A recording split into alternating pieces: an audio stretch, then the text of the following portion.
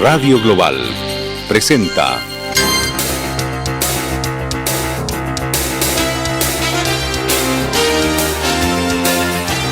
Por Siempre Sucre.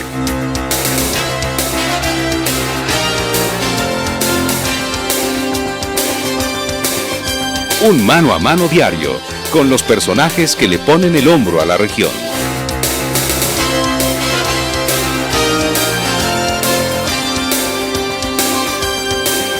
Por Siempre Sucre, con el sello inconfundible de Radio Global.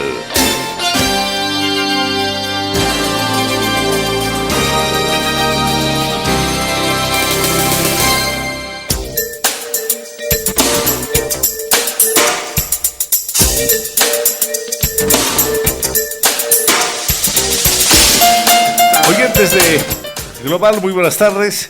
Qué gusto de poder compartir otro viernes, último día hábil de la presente semana. La gente aguarda para reponer energías en el mismo fin de semana y encarar la semana con más, con más motivación, con más fuerza, ¿no? ¿Cómo está, querido Omar? Esperando que acabe este suplicio de la campaña electoral. Oiga, no diga tan. Pero así es. Oiga, donde vaya, va al mercado, bandas, sale a la calle, se pelean, escucha la radio. No todo el mundo está en acción política. Buenas tardes, amigos, buenas tardes, Fabio. Pero claro, esta fiebre política es... no puede con su carácter, ¿no? Querido amigo. No puede con su carácter. Pero bien, es una muestra de que el humor es parte de la vida, y cuando el humor deja de existir en una persona debe ser medio complicado, ¿no? Yo creo que te vas apagando. ¿Sí? Y no hay que apagarse nunca, Fabio. Nosotros hemos nacido para vivir la vida bien y hay que entenderla. Entonces, cuando yo te veo trabajar tanto, realmente ¿Cómo dice? Cuando te veo trabajar tanto... ¿Por qué dice que trabajo? Oiga, yo me divierto. He ahí, eso quería decirle. Para nosotros que nos encanta la radio, esto ya no es un trabajo, esto es un momento feliz, ¿no? Nos realizamos con cada cosa que hacemos, y mejor si salen bien, y mejor si somos líderes en la noticia, y mejor si posicionamos nuestro programa en una preferencia de la audiencia, y mejor cuando tenemos invitados que van a hablar, claro, lo que no deben hablar inclusive. Y mejor, porque es el objetivo, sí, de hacer realidad el aporte que debe dar cada ciudadano a su región.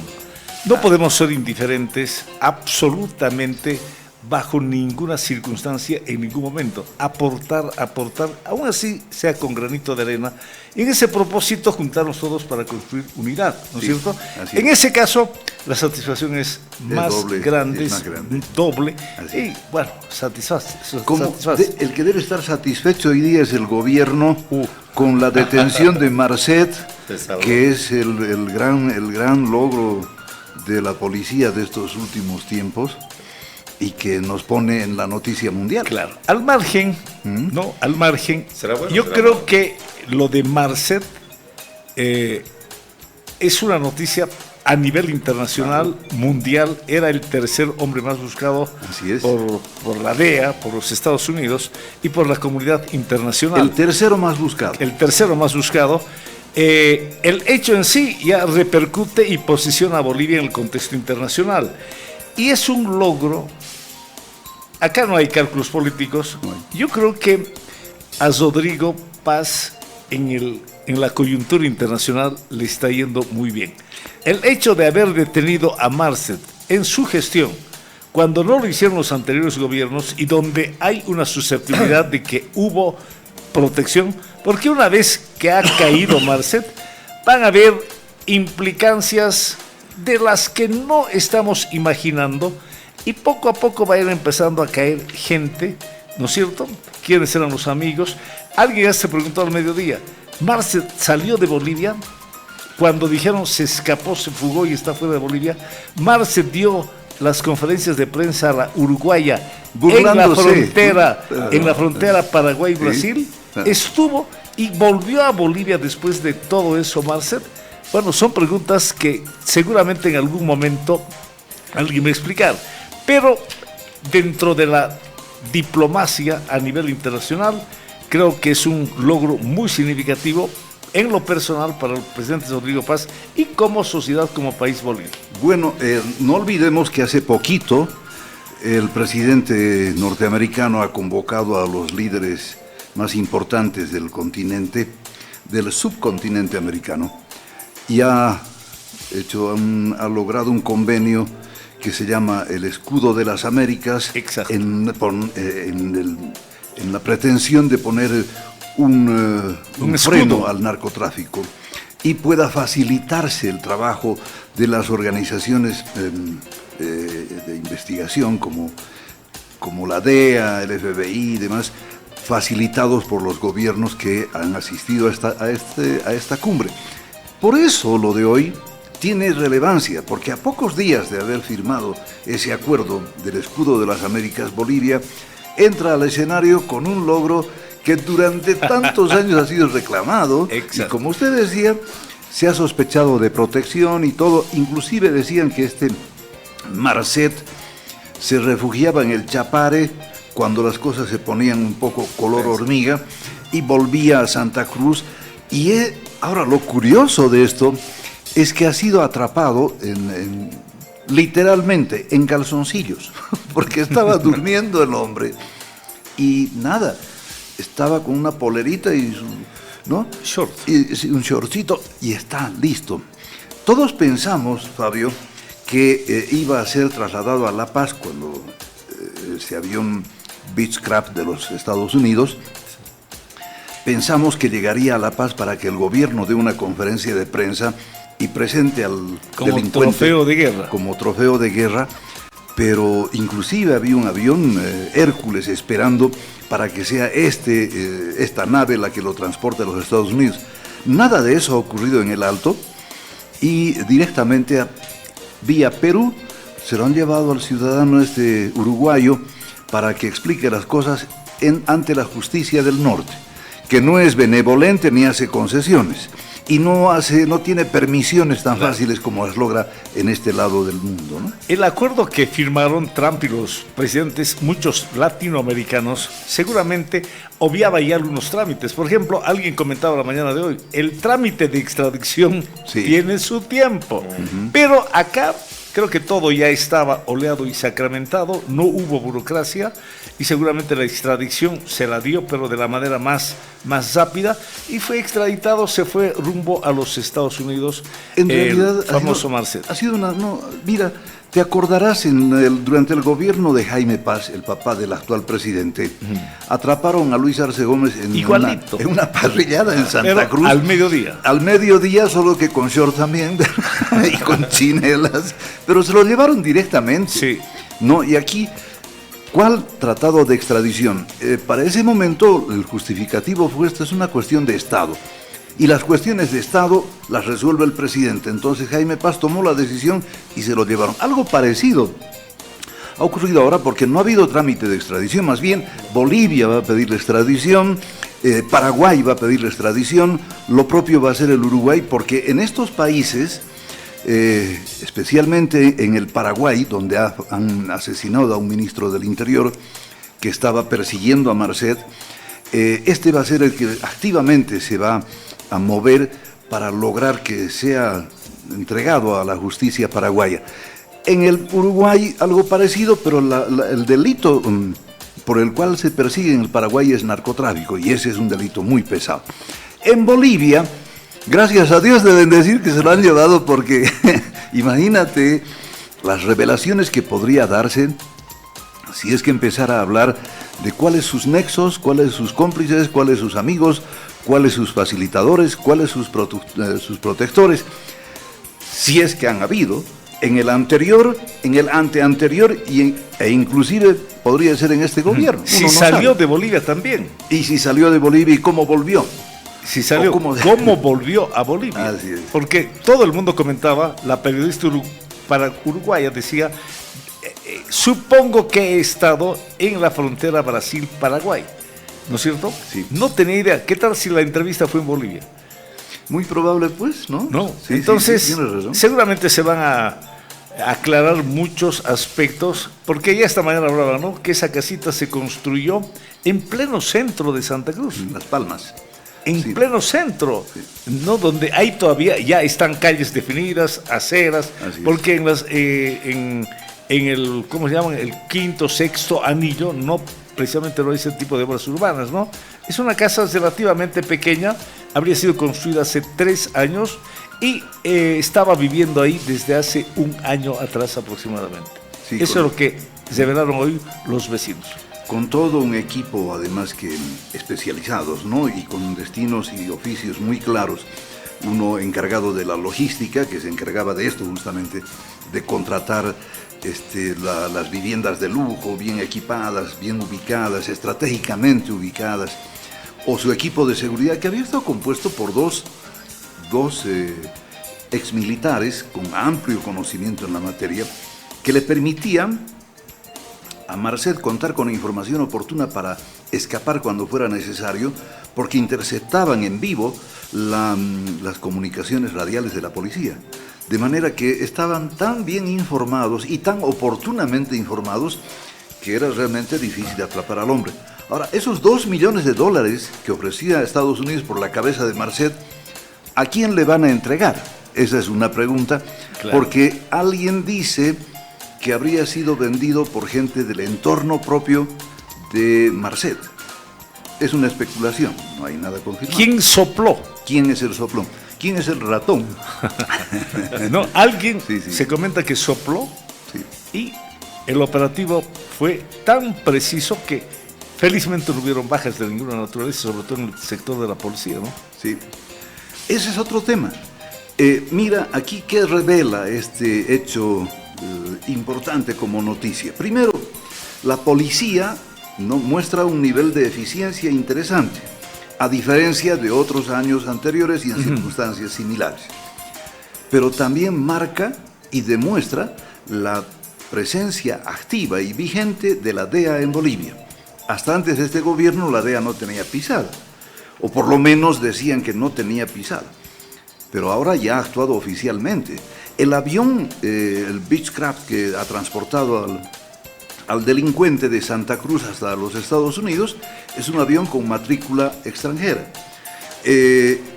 No es de la policía, es contratado por la DEA, según la información que hemos conocido, que se está divulgando, tampoco estamos descubriendo la pólvora, pero que nos muestra esas aristas importantes.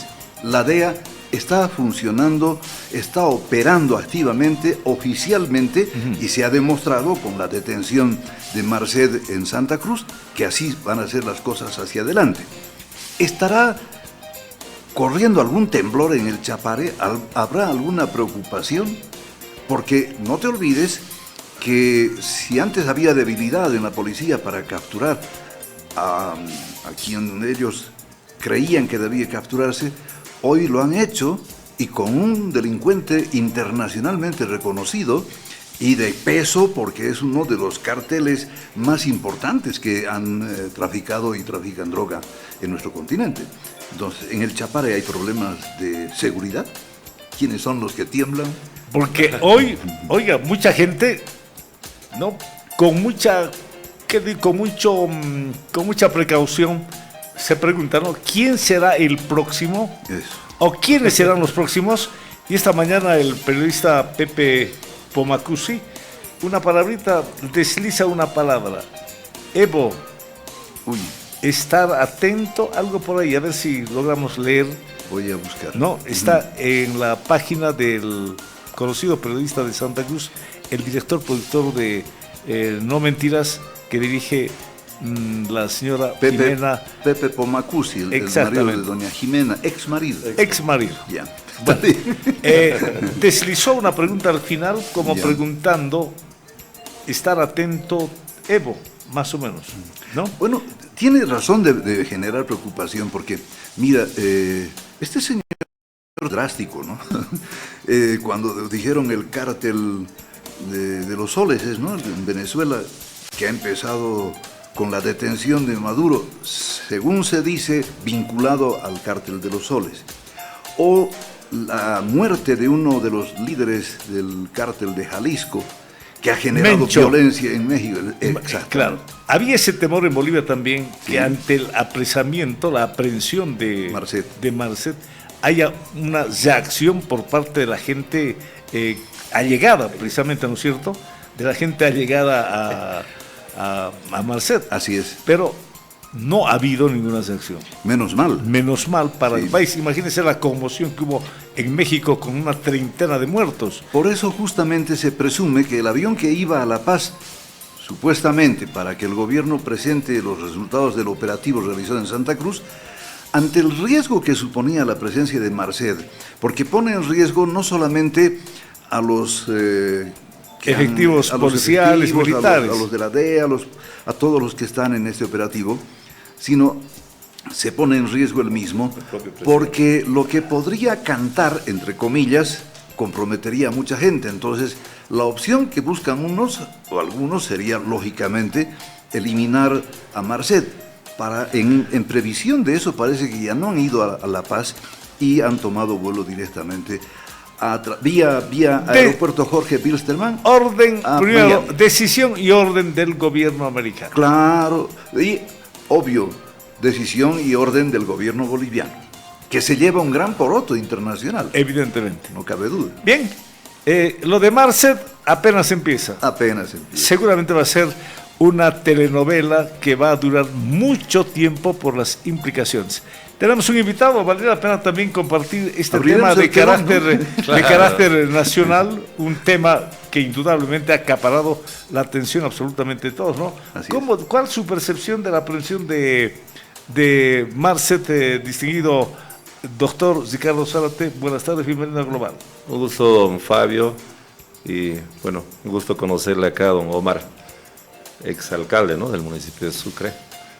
Bueno, es un tema internacional muy fuerte, tiene sus implicancias positivas, pero también negativas, ¿no? Y alguien decía dentro del ámbito así del análisis, pero Marcet no nos soluciona el problema del combustible, pero sí tiene un impacto internacional importante. Imagínense, claro, no vamos a decir que fue la policía boliviana, ha sido la DEA, ¿no? Y la DEA está en Bolivia, y la DEA ha estado trabajando todas las reuniones que se han tenido con los acuerdos que se ha establecido en Estados Unidos, el país del norte, están teniendo ya algunos resultados, ¿no? Pasó en Venezuela, ahora en Bolivia, y todo el mundo se pregunta qué pasa después. Seguramente la presentación de Marcet en La Paz era un riesgo para el propio presidente, ¿no? Entonces se trata de uno de los delincuentes que le ha hecho mucho daño a nivel internacional a muchos países, a la juventud y a todos, y que esto seguramente ya se estaba haciendo un seguimiento en Bolivia hace mucho tiempo. Contaba un especialista de que salió 2 veces, ¿no, don Omar? Salió 2 veces y con unas grabaciones. Así. Y algún especialista... Le gustaba burlarse de los ministros. Exactamente. Le decía, creo que al ex ministro, ¿cómo le decía? Sonia le decía, ¿no? Exactamente. Pero resulta que esos videos han sido bien evaluados y han sido tasados, no sé si es el término, por expertos para ver la planta, qué había atrás, cómo se ha identificado esa pared que estaba atrás. Todos esos elementos, recuento, que han sido determinantes para saber dónde estaba. Estaba en Bolivia y han determinado la forma hasta de poner los adobes, qué tipo de adobe, o eran los ladrillos, todos esos elementos, las plantas que habían atrás. En esos videos que él ha presentado, no se dio cuenta, porque sí, hay pero gente especialista. Se puede colegir que era en Bolivia por los detalles. Exactamente, estos. Entonces han sido estos videos los que han llevado. Bueno, hay también... otras versiones con el tema de la mujer que también está, ¿no es cierto?, detenida, que está en el Paraguay. Dicen que ha habido un problema de celos. Un poco de celos, y que a raíz de eso también... Un problema entre esposo y esposa, ella está en la cárcel. Marcet mandó a un detective, a personas para que le hagan un seguimiento. Ahí, por el tema de celos, han identificado, y bueno, esto ha hecho de que sigan el curso Ella también lo estaba haciendo seguir a su marido. Exactamente. Y por esas vinculaciones, ¿no? Empezaron también a ver por dónde iba la mano y lo encuentran al señor y queda detenido. ¿Hay mujer detenida? La esposa, la esposa está en Paraguay. No, esta mañana. Todos varones, ¿no? Todos varones. 4 personas detenidas. 4 colaboradores, Exacto. cómplices, ¿no? No, Por eso estaba en descanso. Estaba descansando. Claro, solo. Imagínense, de un lugar tan céntrico, dominando prácticamente la mafia internacional, porque la conexión no solamente era con México, con Paraguay, con Uruguay, Hay sino encontrado con del Dubái. PCC, por ejemplo, Oiga. del Brasil, de todo Las vinculaciones son tenebrosas, ¿no? El Todo un cartel cartel grande. mundial, porque Así es. tenía una presencia significativa con los carteles de Asia y de Europa. Yo creo que quien dio el aviso debe estar pensándola 10 veces para cobrar sus 2 millones. No sé si lo va a disfrutar. Bueno, ahora volveremos a la parte de la realidad que nos ocupa. ¿Qué le parece? Se Bueno, necesita pero mucha plata. también interesante, ¿no? Sí. Conversábamos extra micrófono sobre un proyecto que evidentemente es importante para el país, el proyecto Carrizal, ¿no? Un proyecto que en el anterior gobierno, en el gobierno de Evo Morales, tuvo un avance significativo porque hay diseño final para este proyecto hidroeléctrico, ¿no? El Carrizal costó $11 millones, si no me equivoco, y se estancó, se congeló. En aquellos años costaba $800 millones de dólares. Y luego, hasta hace un par de años atrás, $1.000 millones. Y ahora entiendo que cuesta $1.300 millones. ¿Por qué quiero hablar de esto, mi querido, nuestro distinguido visitante candidato a la gobernación? Hay mucha gente que, sin tener el detalle exacto de lo que significa el proyecto Carrizal, ya han empezado a hablar de financiar, de hacer realidad. Es un proyecto nacional, le interesa al gobierno boliviano más que al tarijeño, más que al chuquisaqueño. Porque Entonces, ya sé a dónde vas, Fabio. Que y gaste aquí, la plata el gobierno, exacto, no la gobernación. Exactamente. Claro. Tiene que ser el Estado Nacional, porque es un proyecto que le interesa a Bolivia, toda vez que se nos está acabando el gas. ¿Y a qué quiero llegar con la experiencia suya, querido? Acá Ricardo es mucho más joven. Yo nací, es un niño. Mi uso de razón, Tampoco la tahuiche. desde que tengo uso de razón, se hablaba en Chuquisaca de un proyecto que durante 20, 30, 40 años nos embobó, perdón la palabra, Nos adormeció nos realmente. adormeció, Sí. nos adormeció, y todo era proyecto ICLA, y gracias a ese proyecto ICLA nos olvidamos de otros proyectos viales, Jaime Mendoza, etcétera, etcétera. Desde la incorporación, ¿no? Y nos adormeció. Y no ganamos absolutamente nada porque era un proyecto caro y que al Estado no le interesaba. Y que además, ¿sabe qué? Otro impacto que ha tenido en la economía local inclusive, ha sido que tierras productivas, cuando les dijeron que se iba a inundar con la represa, dejaron de producir porque decían, ¿para qué voy a...? No.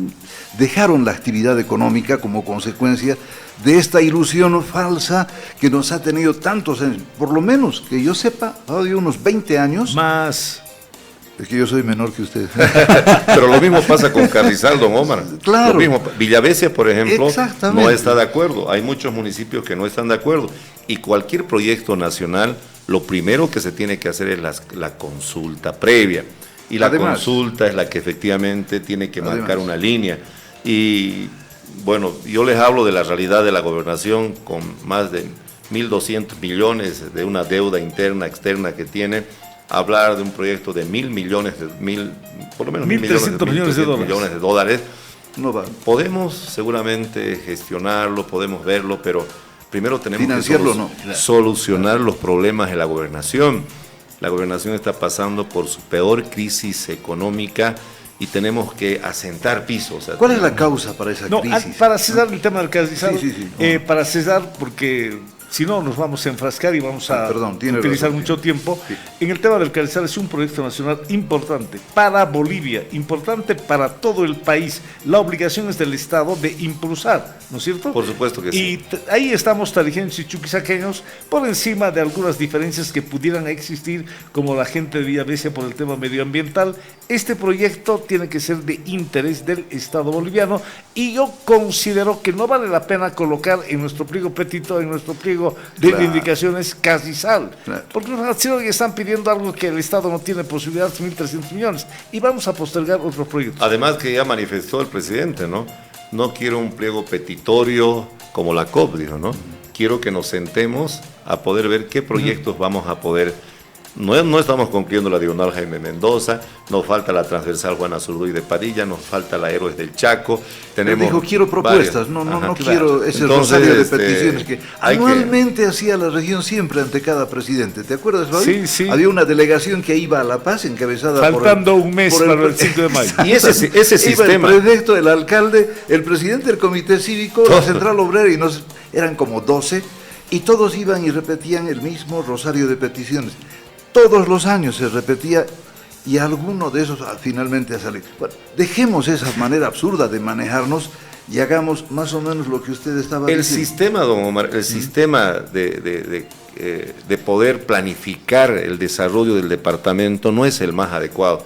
Si ustedes no harían la insistencia, voy a poner un ejemplo del centro de radioterapia, olvídense, ustedes agarran y ponen en el tapete y las autoridades empiezan a mover, si no, no hacen nada. Pero resulta que nos hemos acostumbrado, don Omar. Ya va a llegar mayo, nos reuniremos mayo, por eso. Los mismos proyectos. Diagonal Jaime Mendoza, Centro de Radioterapia, la Diagonal Jaime Mendoza, el tema de la transversal Juan Azurduy de Padilla, el tema no sé qué. Ya, el 6 de agosto, otra vez.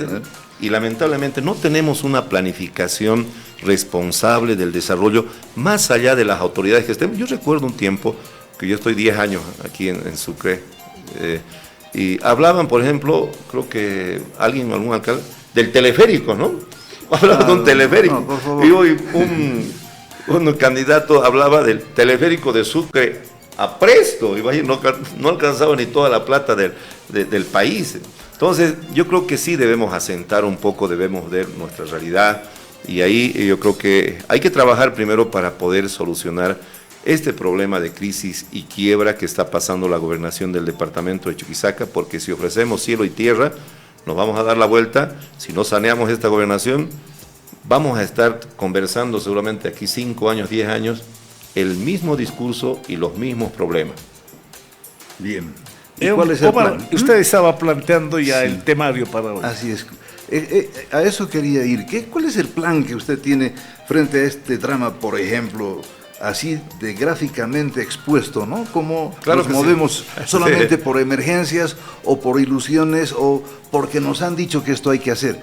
No, tiene que haber una planificación para el desarrollo del departamento. ¿Qué es lo que propone usted Por supuesto como que sí. gobernador? Nosotros, por ejemplo, don Omar, hemos sido los primeros en poder ver y sentar un poco las bases en un diagnóstico de la gobernación. Salió Ricardo Zárate porque es muy difícil que te pase la información el Ejecutivo.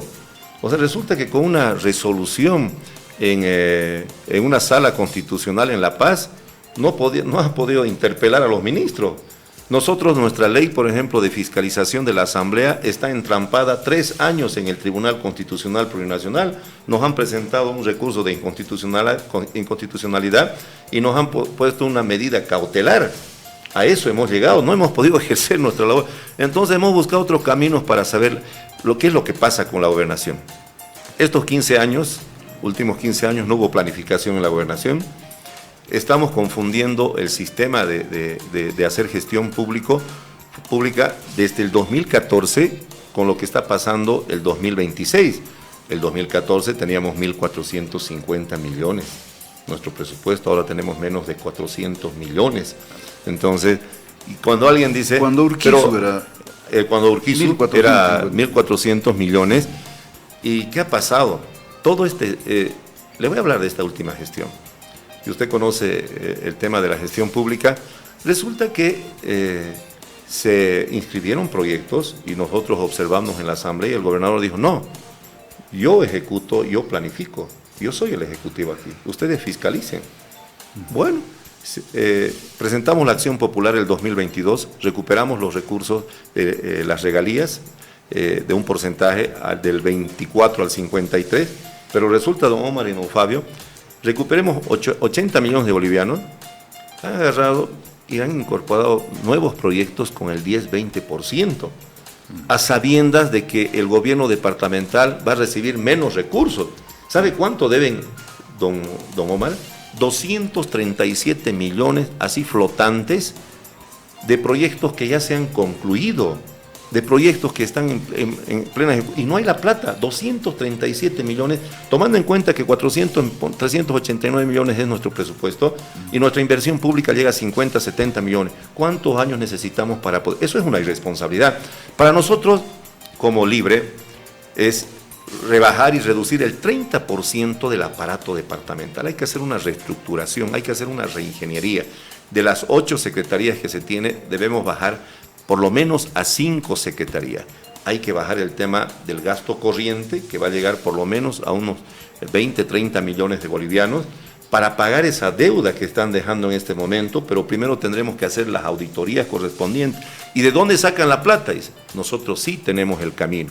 Tenemos que hacer la actualización del campo compartido Margarita Huacaya.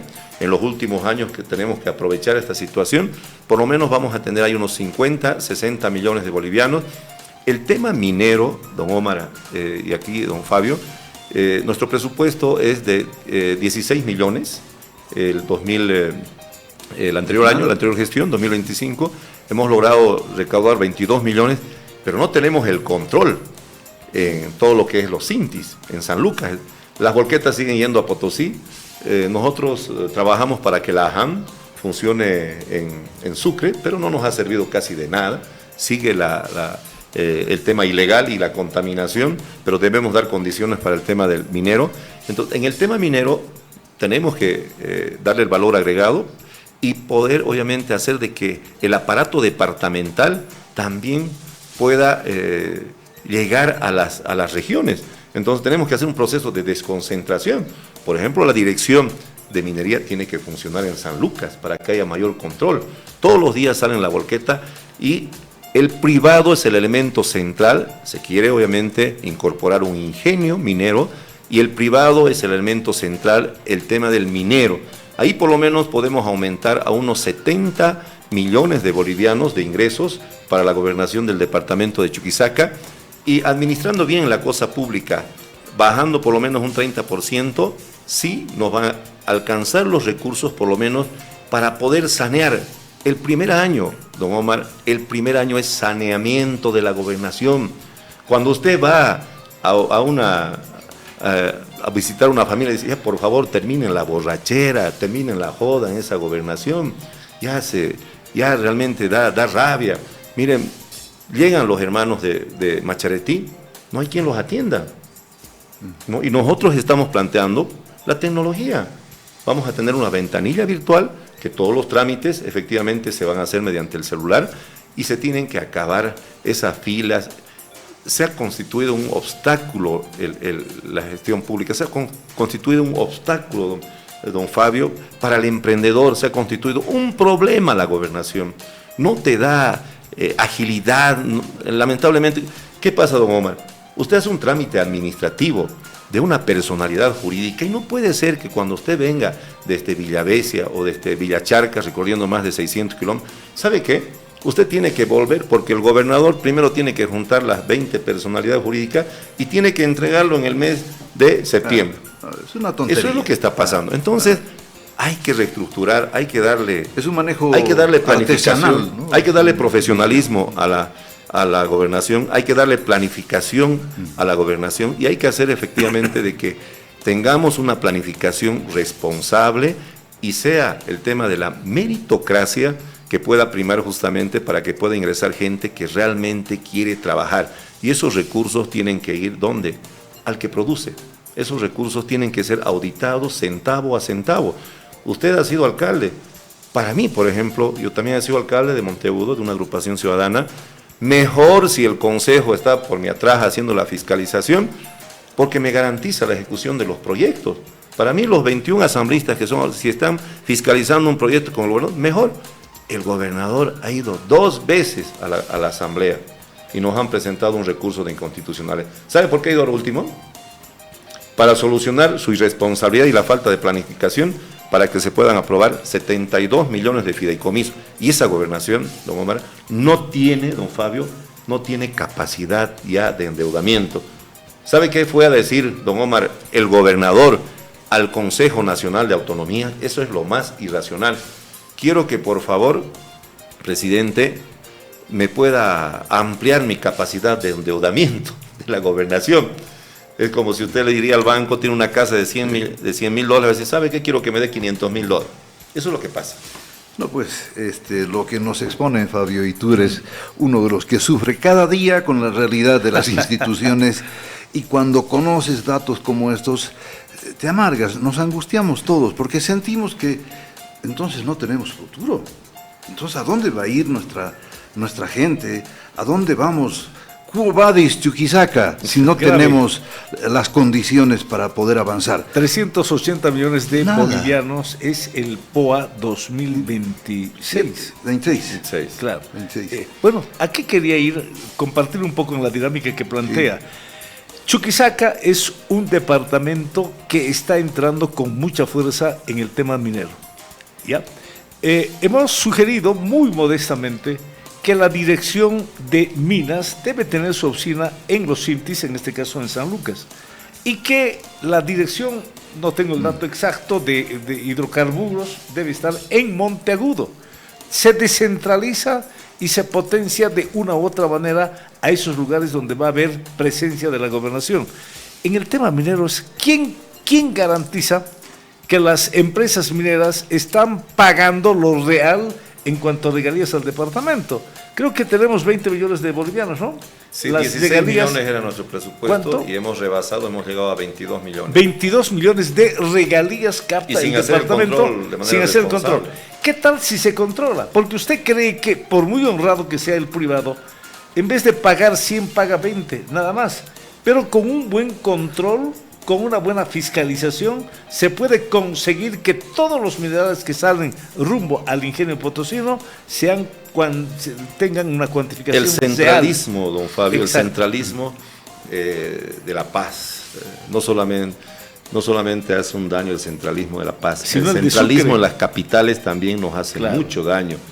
Tenemos que desconcentrar el aparato departamental. Alguien decía, por ejemplo, el otro día estaba un delegado provincial, no vamos a acabar con los delegados provinciales y listo. No, o sea, Cintis, Chaco, por ejemplo, están alejados de la capital.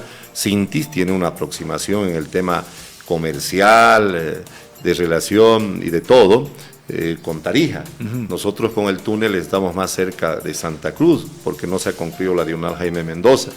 Ahí tiene que haber una desconcentración del aparato departamental en base a las vocaciones productivas que tenemos. En el Chaco tiene que funcionar la dirección, ¿no es cierto?, de hidrocarburos. Tiene que ser en la provincia de Luis Calvo, porque eso es lo que corresponde, son la provincia que está produciendo en este momento, está la Villabaco Guzmán. El tema de lo que es la dirección de minería tendrá que funcionar en San Lucas, porque eso es lo que podamos controlar. Y se habla también de las subgobernaciones. Con el Estatuto Autonómico del Departamento de Santa Cruz, por ejemplo, en las provincias se tienen las subgobernaciones, pero tienen un equipo multidisciplinario y que también se necesita presupuesto. Por lo tanto, es una situación muy complicada que efectivamente hay que analizarlo, pero nosotros sí tenemos un planteamiento serio. Vamos a hacer una reingeniería, primero el 2026 vamos a limpiar la casa, vamos a ordenar la casa, porque seguramente la fachada está muy bonita. Tenemos un grado de conocimiento, pero no nos pasan toda la información. Entonces vamos a entrar, seguramente va a haber goteras, va a haber lluvias, no va a haber gas, no va a haber agua, no va a haber servicios básicos. Entonces hay que ordenar la casa y posteriormente generar ya políticas departamentales para que podamos sanear la situación de la parte económica de la gobernación. Yo, cuando alguien dice 50-50, me pongo muy nervioso porque una ex viceministra salió a decir algunas cosas algunas verdades también, ¿no? Porque, y eso ha afectado a algún candidato en Santa Cruz, Camacho. y ha tenido que bajar el tema de la guardia, incluso le ha costado el tema de su espacio. Pero eso todavía es algo discutido porque las competencias están determinadas de las entidades territoriales autónomas en la Constitución y en la Ley Marco de Autonomías, y en base a las competencias efectivamente te transfieren el tema de los recursos, ¿no? Y si uno, me parece muy bueno el tema del pacto fiscal que está a partir de la aprobación del 2009 de la Constitución y la Ley Marco de Autonomía, pero es el desarrollo de las autonomías. La autonomía es la elección de sus autoridades de manera directa, pero es con platita también, ¿no? Y alguien decía, don Omar, un candidato, yo donde estaba, realmente a veces te da rabia escuchar algunas cosas que no tienen sentido. No, nosotros queremos que todo lo que se recauda en la parte impositiva en el departamento, solamente lo escuchó alguien en Santa Cruz, se quede el 50% en Chuquisaca y el 50% que se vaya. Imagínense. Pero, lo irracional. No puede haber autonomía si no tienes el manejo pleno de tus recursos. Eso es lo primero que debe observarse, porque si para ejecutar tus recursos tú haces tu presupuesto, pero tienes que ir a hacer aprobar en La Paz, ¿de qué autonomía estás hablando? Así si es. tienes que pedir permiso para utilizar tus recursos a otro funcionario del nivel central, ¿de qué autonomía estás hablando? Entonces esto nos lleva al otro escenario, porque hablemos de autonomía, pero hablemos en serio. Claro que sí. Y hablemos de recursos, también hablemos en serio. Hay mucho por exigir y buscar como una compensación para el departamento de Chuquisaca, porque nosotros no somos productores, no tenemos una vocación empresarial, somos un departamento con grandes limitaciones, atisbos todavía en materia de actividad económica, pero básicamente, siendo la capital la que concentra la mayor población del departamento, somos una ciudad de servicios, por lo tanto, no tenemos las mismas condiciones que el resto. Habría que buscar, lo primero es consolidar la autonomía, segundo, asegurar los recursos, tercero, ¿cómo vas a hacer ese manejo tanto de los recursos como de la autonomía si no tienes estatuto orgánico? ¿Ya? ¿Cómo funciona eso? A ver, ¿cómo la ven? Mire, lo que pasa es que el 2015 se planteó el referéndum del estatuto. El estatuto tiene diferentes fases. La primera fase es de construcción, de socialización, y ese estatuto, con ese proyecto, va al Tribunal Constitucional Plurinacional para que tenga una declaración constitucional plena, y se pone, obviamente, a consideración del pueblo mediante un referéndum. Eso no aprobó el departamento de Chuquisaca. Bueno, si vamos a analizar por qué, seguramente vamos a... Claro, el contenido del estatuto, del borrador del proyecto de estatuto, tiene que pasar por un control de constitucionalidad, de manera que lo que esté establecido o propuesto para que se establezca como documento que rija los destinos de la institución, tiene que estar dentro del marco de la Constitución. Tiene que ser sin contradecir a la Constitución política. Ese proceso quedó trunco. ¿Y qué pasó? ¿Y cuánta plata más? Y el otro día hablaba un candidato, decía, 5 millones cuesta ahora el referéndum. Mentira. Si costó el 2015 7.9 millones de bolivianos, por lo menos debe estar costando ahorita unos 10 o 12 millones de bolivianos. Y el proceso de socialización, de construcción, por lo menos va a llegar a unos 12 a 15 millones de bolivianos. Pero ¿estamos en condiciones para poder asumir esa responsabilidad? Me parece que no. Entonces, nosotros hemos planteado, el 2027 saneamos la gobernación, el 2028 sí empezamos a construir el nuevo proyecto de estatuto. Por si un caso, no es una responsabilidad del Ejecutivo, es del Legislativo, ¿no? Son los asambleístas, la comisión la que tiene que trabajar. Seguramente se inscribirá un presupuesto para poder trabajarlo, y una vez que se trabaje buscaremos los recursos, porque ¿quién lo paga? Lo paga la gobernación, lo paga la entidad. Por eso tenemos muchas cartas orgánicas en los municipios que tienen declaración constitucional plena, pero que no han ido a un referéndum porque tienen que cancelarla las propias entidades territoriales autónomas. Entonces, pero si no se aprueba el estatuto, eso no significa que podamos desarrollar la autonomía. Podemos desarrollar la autonomía cuando hay un criterio amplio, ¿no es cierto? Pero no se puede desarrollar la autonomía cuando desde el gobierno nacional te sacan decretos y tengas que pagar el bono de vacunación, que tengas que pagar el prediario y mucho. Entonces te están realmente acogotando, si vale el término, y te están obviamente coartando el derecho del ejercicio de la verdadera autonomía. Por lo tanto, el estatuto necesita por lo menos de 12 a 15 millones de bolivianos para su construcción y puesta en marcha, y eso es una responsabilidad de la Asamblea Legislativa Departamental, pero este año que viene me parece que los recursos no van a ser lo suficientes, y con una deuda de más de 1.200 millones de bolivianos, bueno, ¿a quién le va a pedir usted? Y le voy a pasar otro dato más, don Morgan. La Asamblea Legislativa Departamental tiene un presupuesto de 10 millones de bolivianos, pero ahora son 21 asambleístas. 21 asambleístas. Hoy 21. 21. Mañana son 10 por provincia, uno por provincia son 10, son 9 poblacionales y son 2 de los pueblos indígenas. Ahora son 25 curules que están en disputa. 24. 25. ¿Sí? 25. Son 10 poblacionales, territoriales, son 11 los poblacionales, 21. y 4 los pueblos indígenas, 2 del pueblo guaraní, un caracara y un yampara, son 25. Y solamente hay un presupuesto de 10 millones para 21. Necesariamente se tiene que bajar los salarios, no hay otra. Y eso no es bajar, es una realidad. O sea, tienes que acomodarte a una realidad, ya no hay los 1.400 millones que manejaba. Entonces tiene que haber por eso una rebaja por lo menos. Pero entienden los que toman decisiones. Lamentablemente no se ha podido eso. Yo soy el primero que he pedido de que se pueda adecuar la realidad.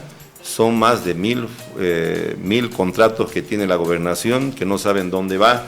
Llegan a 400 su contrato con ítem, ¿no es cierto? Con ítem que están al interior, pero se maneja ¿sabe cómo se maneja? A patadas. Ese palacio que está ahí, ese palacio que es el primer palacio que hemos tenido, ¿no es cierto?, en el país, es una verdadera joda. Es una joda, o sea, es un salón de fiestas, es cualquier cosa, menos la responsabilidad que se tiene en este momento en la gestión pública. Mire, Chuquisaca, la participación en el PIB era del 6.82%, ahora es del 4.80%. bajamos. Hemos bajado. Terrible, Esa ¿no? es la verdadera realidad. En el tema, por ejemplo, de crecimiento intercensal, en Bolivia se crece al 1.7%, nosotros crecemos a 0.8%. De los 28 municipios de una autonomía, 23 municipios son expulsores, campeones para expulsar a los jóvenes. Esa es la realidad que tenemos. Tenemos el 11.5%, ¿no es cierto?, el más alto índice a nivel nacional de migración. Bueno, ese es el drama. Y esa es la situación. El tema es cómo se revierte eso. Y usted me decía que no es necesario obligatoriamente, porque es necesario, tener el estatuto autonómico. Yo creo que sí, porque cuando tenga estatuto autonómico van a poder romperse ciertas barreras que les impiden el ejercicio pleno de sus facultades a los dos componentes del gobierno departamental, porque uno es el componente ejecutivo y el otro es el legislativo. Pero si el legislativo no puede fiscalizar al ejecutivo, la fiesta que usted dice obviamente se hace más grande y se hace más fácil. Alguien tiene que poner freno y ese es justamente el órgano legislativo con capacidad de fiscalización. Si hubiera estatuto, yo creo que las cosas podrían asentarse mejor. Para que haya estatuto, bueno, yo pienso, ¿no? Luego insisto, claro que sí. es que hay que buscar cooperación internacional para financiar ciertas cosas. Y para estas se me ocurre que hay financiamiento, no necesariamente para devolver, a fondo perdido, te ayudan porque tú estás evolucionando, estás desarrollando una forma de, una estructura de gobierno que la sabemos saludable y necesaria. Entonces habría que buscar otros caminos y no solamente esperar del presupuesto local. Digo, ¿no? Ojalá eso ayude a... Por supuesto que sí. Lo que pasa es que son pocos los departamentos que tienen estatuto y que efectivamente están desarrollando, ¿no? No había sido solamente, como usted dice, don Omar, solamente el tema de la plata. 1.400 millones en el 2014 y no hemos avanzado absolutamente nada. No hemos retrocedido. Entonces, en el orden, yo comparto con usted, en el orden institucional, en el orden del cumplimiento de las competencias del Ejecutivo y del Legislativo, sí es un elemento central el estatuto para que sepamos, ¿no es cierto?, porque dicen la independencia de órganos, Pero imagínense, no hay la independencia de órganos en este momento, ni siquiera en la boleta que usted va a ir a votar. Resulta que va la foto del alcalde y no va del primer concejal, por lo menos, no va. Entonces no hay pues una independencia de órganos. Entonces es una realidad. Por lo tanto, el estatuto sí se tiene que construir, buscaremos el financiamiento, pero primero tenemos que ordenar la casa, don Omar, tenemos que ordenar, y eso va a significar una reestructuración. Por eso cuando yo veo a recorrer a 1.000, 2.000 personas, me da pena sinceramente, no sé dónde van a entrar a trabajar esas 1.000, 2.000 personas que andan todos los días y le perjudican a usted, que andan pintando, que andan poniendo las banderas y debe saber renegar con su bocina. Entonces, y cuando sabemos que la situación está complicada, preocupa de sobremanera porque sí están comprometiendo económicamente a la gobernación. Bueno, porque es mucha plata. Yo quiero, lamentablemente estamos contra reloj, el tiempo ha avanzado y tenemos unos 10 minutos. Quiero puntualmente tocar lo siguiente. No soy quien para cuestionar, pero yo creo que la Federación de Empresarios Privados que organizan los foros tienen que tocar puntualmente los problemas que en el día a día observa la población. Evidentemente, la iniciativa del Comité Cívico, la empresa privada, la Federación de Trabajadores de la Prensa, creo que han tratado de llenar un vacío en esto de convocar a un foro debate para que los candidatos tengan la posibilidad de acercarse con sus propuestas, con sus planes de trabajo a la población. Pero hay una pequeña sugerencia. No podemos pedirle al Tribunal Departamental que va a tener un debate con los alcaldes este domingo, porque el formato que tiene el Tribunal el Tribunal Departamental es un formato que le han encajado desde la ciudad de La Paz, sin tomar en cuenta la realidad tan diferente que tiene cada departamento. En 3 minutos, ¿qué puedes poner, don Fabio? Por eso mismo digo, y además los temas parecen ser muy abstractos. Hay que tocar de una manera coloquial que entienda el ciudadano de criterio medio. Cuando vayan al debate los alcaldes, al Tribunal Departamental y a la empresa privada, la pregunta va a ser ejes temáticos de su propuesta: salud, educación, medio ambiente, emprendimiento, desarrollo productivo, etcétera, etcétera. Pero lamentablemente nos olvidamos todos de temas puntuales. ¿Qué va a hacer en caso de que usted sea gobernador con la terminal de buses? Es un tema del que necesariamente y específicamente tienen que hablar los candidatos, tanto a la alcaldía como a la gobernación. Otra pregunta: ¿cuál es la opinión que tiene usted como Fancesa? Todo el mundo sabe que Fancesa ha sido un botín. Ayer, antes de ayer, ha sido un botín político para la alcaldía, para la universidad, para la gobernación. ¿No, verdad? ¿Qué va a hacer el futuro alcalde, el futuro gobernador respecto a la fábrica de cemento? Que nadie haga pues dibujo libre como hicieron las entidades copropietarias el año 2018, sin necesidad, a un costo de $230 millones, construyeron la nueva línea de producción. 230 millones, habían 2 hornos, Omar, claro. Kawasaki y Policios. No había necesidad de hacer otra fábrica. No había necesidad. Y han invertido. Y han invertido 230 millones. 230 millones. Los doctores en economía, los planificadores de la misma universidad, los profesionales con criterio medio dicen: esa nueva línea debió ser instalada en Santa Cruz el año 2012, 2013, 2014 y no pues el 2018, 2019. ¿A título de qué? ¿Qué motivó al alcalde de entonces, al rector de ese entonces, al gobernador de ese entonces, que estaba ciego, hacer la nueva? Nos hicieron creer de que se lo estaba llevando la fábrica a Santa Cruz. Hacer la nueva línea de producción sin justificativo. Y esos 230 millones que se prestó la fábrica han originado un desastre. Han originado, lamentablemente, una iliquidez dentro de la fábrica de cemento. Entonces, la pregunta, señor gobernador, candidato, señor alcalde, ¿qué va a hacer con la fábrica de cemento? Pregunta segura, pero que lamentablemente no hemos escuchado de una manera puntual. Mire, Y otro tema, termino. Señor futuro alcalde, señor futuro gobernador, ¿en su gestión va a haber corrupción? Mire fijamente la cámara para que la población capte su imagen. ¿Usted va a luchar contra la corrupción? Así, ese tipo de temas para que lleguen a la población, que el oyente, el televidente, el ciudadano común pueda entender. ¿O estoy exagerando la nota, querido Omar? Puntualmente esos temas deberían ser debatidos por los candidatos. Por supuesto, y receta para todos los candidatos a la gobernación. Hagan lo que hagan, van a ser cuestiones descolgadas, improvisadas, con el respeto que usted se merece y sin haber llegado a profundizar su propuesta, pero me estoy anticipando a un concepto.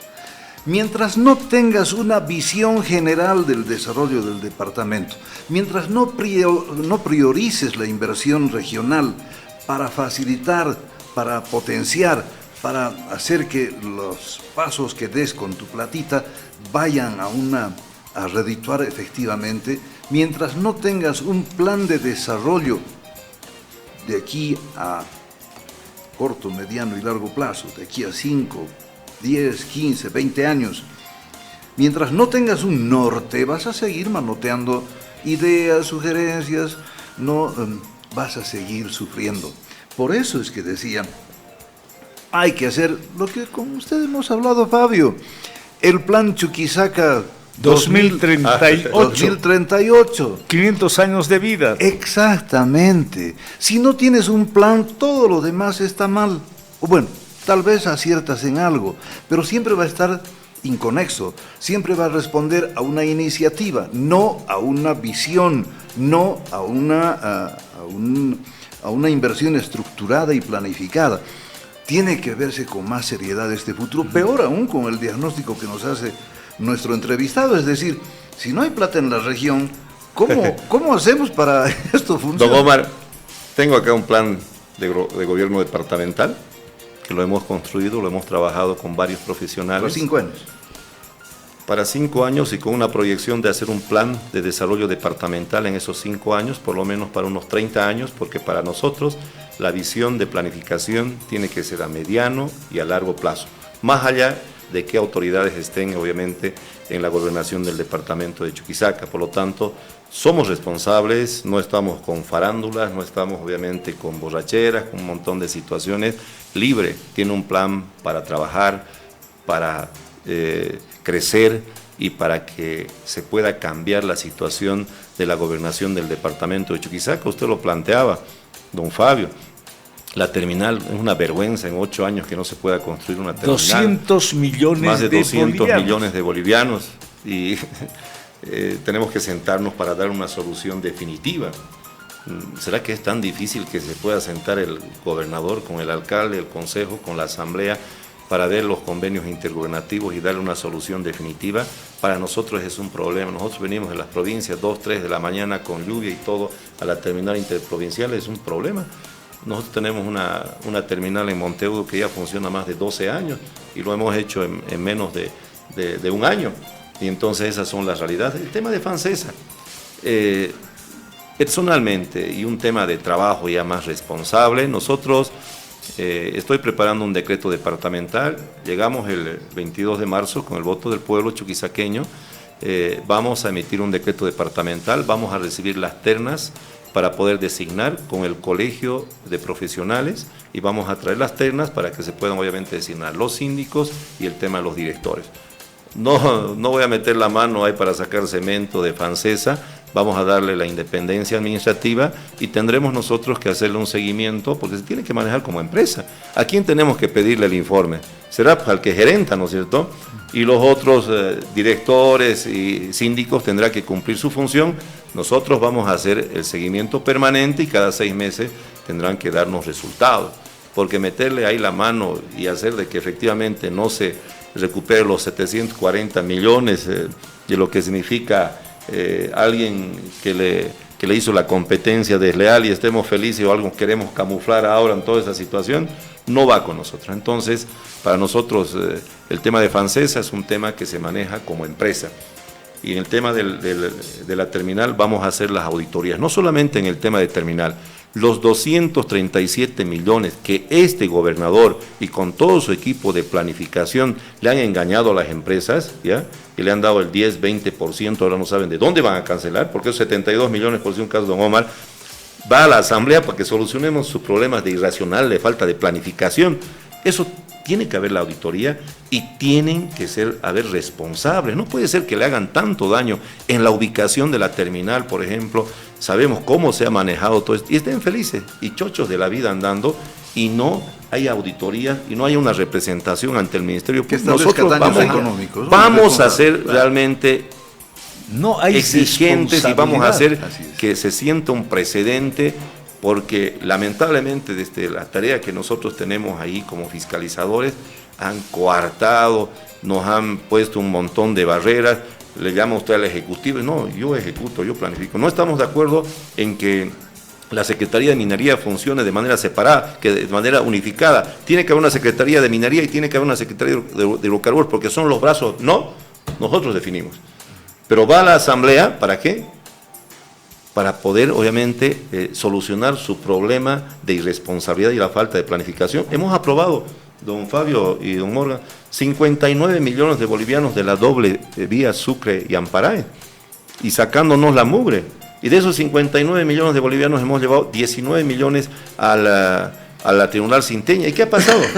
O sea, un solo centavo no es auditado en esta gestión y en las anteriores. Por lo menos 15 años hemos estado con este sistema. Por eso la gente ya está cansada de falta de profesionalismo, de falta de planificación. Tenemos ahí nuestra universidad. Yo salí de la San Francisco Javier, soy abogado de profesión, tengo alguna especialidad en gestión pública y bueno, conocemos cuál es el camino y tenemos un plan. Y alguien decía, como usted lo ha manifestado, hay que cambiar de chip a las autoridades, hay que cambiar de chip, hay que modernizar en el tema de la planificación, hay que digitalizar todo el trabajo al interior de la gobernación. Entonces, realmente el que ofrece cielo y tierra, lamentablemente si no sanea, es una total irresponsabilidad. Mientras más ofrece, menos le creemos. Así es, verdad. Así es, no, esa es la verdad. Esa es la verdad. Omar, cerramos, ¿no? Cerramos esto. Esta amarga entrevista. Se ve Pero fortalecido. es la realidad. Don Ricardo Zárate, candidato por Libre, en las últimas horas circuló en los medios de comunicación, en otras plataformas también, el apoyo de Tuto Quiroga a su candidatura. Sí, bueno, a mí también me sorprendió porque tuvimos un debate anteayer, ¿no? Y me mandaron un mensaje y efectivamente era el apoyo que daba un gran líder que es don Tuto Quiroga, ¿no? Bueno, ahora tenemos mayor responsabilidad porque a pocas seguramente candidaturas va a respaldar y estamos muy seguros de que nosotros con un trabajo más serio, más responsable y tomando en cuenta los elementos importantes que lo ha planteado el propio Tuto en su momento, vamos a hacer de que esta gobernación por lo menos dé un giro de 180 grados. No lo sabía y sí, me lo enviaron al otro día y bueno, vamos a seguir un camino responsable. Usted sabe que recibir un apoyo de un estadista a nivel nacional es muy importante para nosotros. Perfecto, le quedamos muy agradecidos por la visita y seguramente tendremos la posibilidad de poder conversar en otro momento, Ricardo. No, muy amable, gracias. Un gusto conocerlo, don Omar. Solamente lo veía en la radio, en la tele. Y bueno, con don Fabio ya nos hemos estado conversando hace mucho tiempo. Y bueno, gracias. Y si me da un segundo, voy a aprovechar su espacio. No, adelante. Un saludo a los ciudadanos del departamento de Chuquisaca. Tenemos una propuesta muy seria, somos muy responsables. Y esperamos que este 22 de marzo vote por Libre, vote por una buena planificación, vote por el profesionalismo, vote por la responsabilidad y votemos para que nuestros hijos no se vayan a las capitales de departamento, a otros departamentos, no se vayan a otros países como se está yendo ahora en Chile.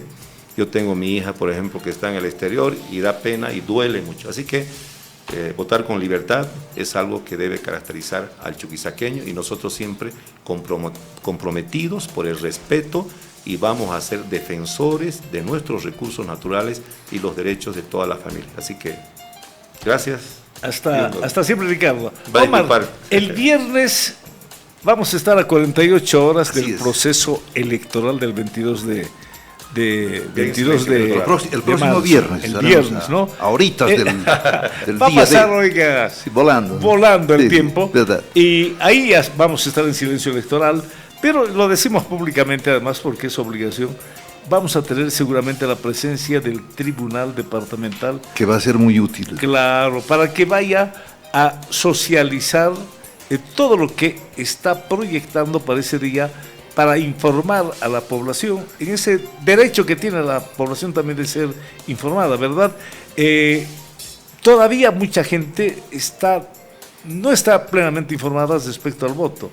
Para la gobernación hay 3 votos, 3. para el gobernador, para el territorial y para el asambleísta poblacional, ¿verdad? Sí, son tres casillas. 3 casillas con 3 fotos. Y en el municipio, Dos, con 2 fotos. 2 fotos. Del gobernador o gobernadora, de la asambleísta varón, mujer, ¿no es cierto? Territorial. Territorial. Por provincia, ¿no? Por En este provincia. caso, por ejemplo, es Oropesa. la provincia de Oropesa.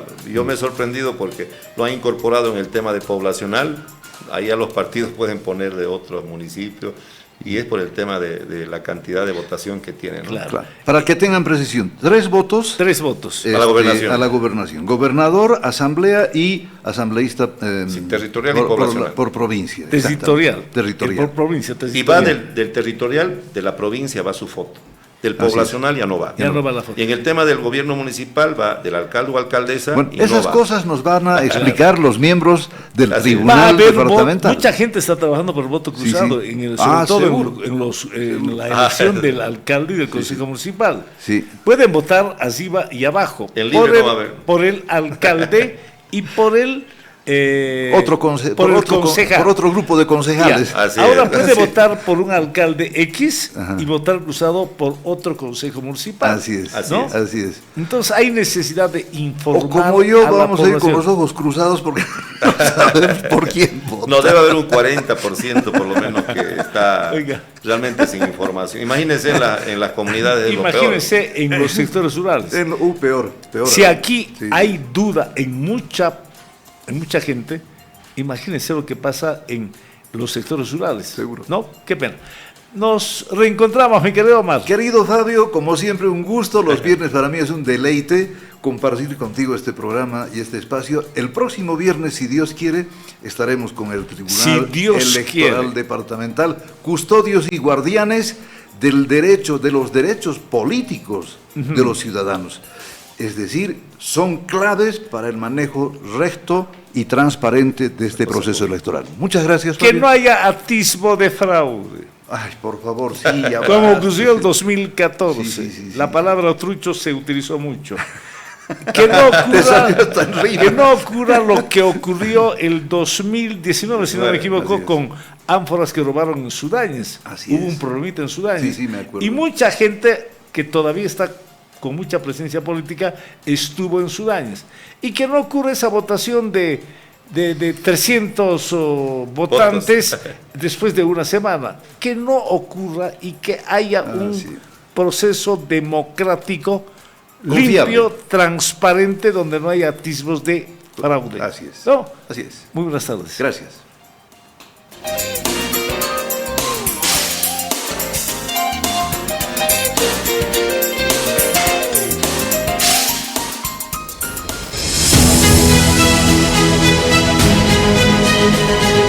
Hola amigos, ¿cómo están? Los saluda Claudia Arce. Quiero enviarles un beso enorme y sigan en sintonía de Radio Global. Publicidad.